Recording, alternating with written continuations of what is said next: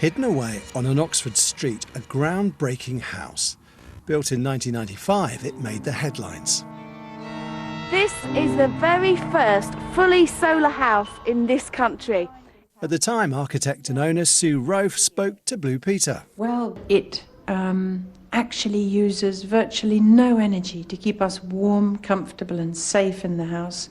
30 years later...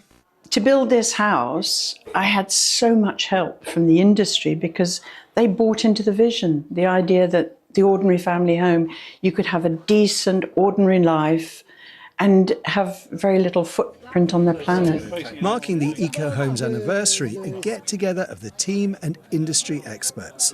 How are you? Architect Charlie Luxton. I was studying my degree at Oxford Brookes at the time in 1995, and Sue was this sort of slightly legendary figure. This brought PV, low-energy architecture to a very sort of domestic setting. The house could fit in on any street.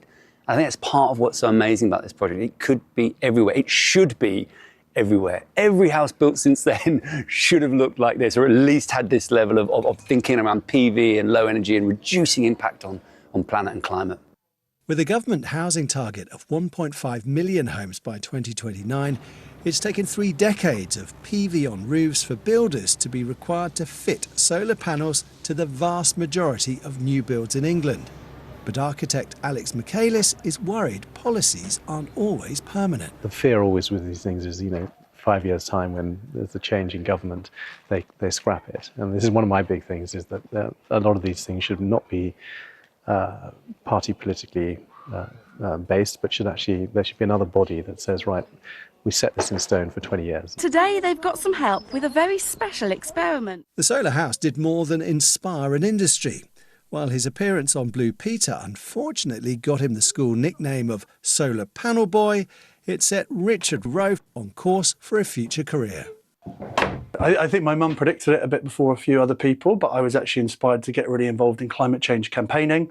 And then now I make videos to promote environmental messages. So I think both the solar house and then being on Blue Peter, despite the nickname, did inspire me to go off in that direction.